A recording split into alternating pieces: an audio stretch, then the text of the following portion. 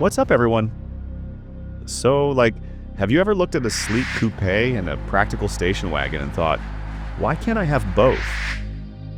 For ages, the shooting brake has been the answer for car nerds who want something that looks sick but can still haul their stuff. And honestly, nobody does it better than Mercedes. They killed it with the CLS and the first CLA shooting brake.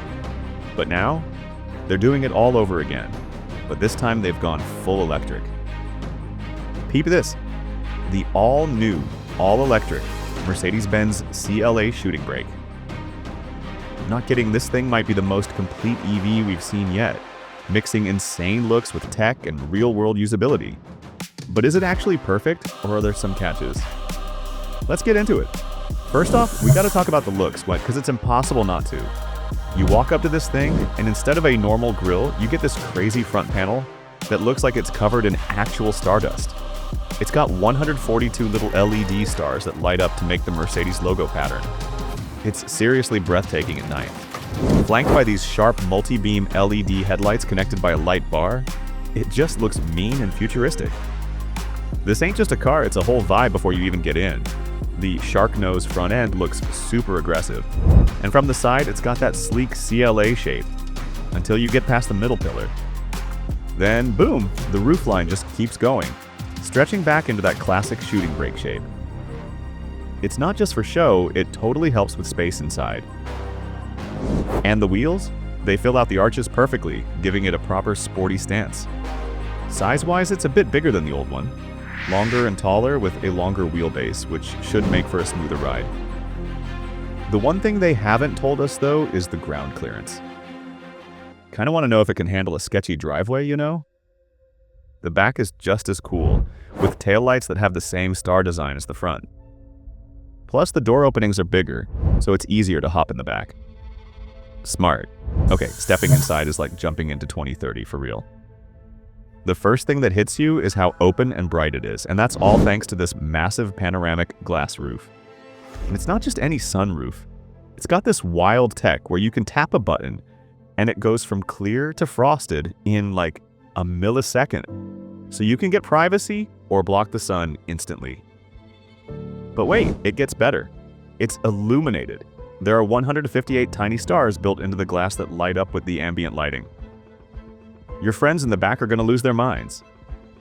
The whole dash layout is super futuristic, with a center console that looks like it's floating. You can get all sorts of fancy materials, from fake leather to real leather, carbon fiber, wood, whatever you want. But let's talk numbers. You get more headroom, which is awesome, especially in the back. But, and this is kind of weird, even though the car is bigger, the rear legroom is actually a tiny bit less than the old model. Same with elbow and shoulder room. So, more space for your head, but a little squeeze everywhere else? Lol, make it make sense. Tech-wise, this thing is dominated by the optional MBUX Superscreen. It's just this huge slab of glass with 3 screens. One for the driver, a giant one in the middle, and another one for your passenger. The graphics are powered by the Unity game engine, so everything looks super crisp. Your passenger can literally stream Disney Plus or play A2A games. The whole car runs on the new MB.OS, which means it gets updates over the air for everything, even the driving assistant stuff. So your car will actually get better over time, which is nuts. The Hey Mercedes assistant is now basically a super smart AI buddy powered by ChatGPT 4o and Google, so it can have real conversations with you. And props to Mercedes, they listened.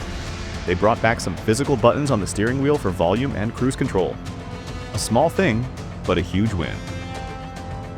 Now for the brake part of the shooting brake, the trunk space. The tailgate is electric, standard, and opens up to 455 liters of space. Fold the seats down, and you get 1,290 liters. That's pretty good, but surprisingly, it's a little less than the old one. But the new one has a frunk, a 101-liter trunk in the front, perfect for charging cables or whatever. So the total space is basically the same. It's got roof rails too, but they can only hold 75 kilograms now instead of 100 kilograms. A bit of a bummer for people who love their roof boxes. On the bright side, the towing capacity is insane for an EV. It can pull up to 1,800 kilograms. Go ahead, tow that jet ski. Underneath, it's got a whole new electric setup. You can get the CLA 250 Plus, which is rear-wheel drive with about 268 horsepower. It's got a cool 2-speed gearbox. First gear for quick takeoffs, 0 to 100 kilometers per hour in 6.8 seconds. And second gear for efficient highway cruising. If you need more juice, the CLA 354 Matic is all-wheel drive and packs about 349 horsepower. That one will get you to 100 kilometers per hour in just 5.0 seconds flat. Both top out at 210 kilometers per hour. But here's the craziest part, the range and charging. This is where this car just flexes on everyone. Both models have a big 85 kilowatt-hour battery. The RWD one gets up to 761 kilometers of range. 761. The AWD one gets up to 730 kilometers. Those numbers are just bonkers. And charging, it's got an 800-volt system, so it can charge super fast. We're talking 310 kilometers of range in just 10 minutes. That's like the time it takes to order a coffee. Just wild. Safety-wise, it's a Mercedes, so it's going to be loaded with all the latest tech that keeps getting updated. And the price? Well, it's launching in Europe in March 2026, and they haven't said how much yet, but yeah, it's going to be spendy. It's a premium car with premium tech, so expect a premium price tag. So how does it stack up? Its main rivals are probably the BMW i5 Touring and the Porsche Taycan Cross Turismo. The BMW is a great car, super practical, but it just doesn't have the wow factor of this Merc. The Porsche is a beast to drive but costs way more and has less range. This CLA seems to hit the sweet spot right in the middle. It's way more stylish and techy than the BMW, but more practical and probably cheaper than the Porsche, all while having the best range of the bunch. Sure, it's got some weird quirks like the slightly less legroom and cargo space than its own predecessor, but those feel like tiny issues when you look at the whole package. The design is a 10 out of 10, the interior is from the future, and the range and charging speed are game changers. This isn't just another EV, it feels like a total shift for cars that are both cool and useful. Mercedes really nailed it. So what do you guys think?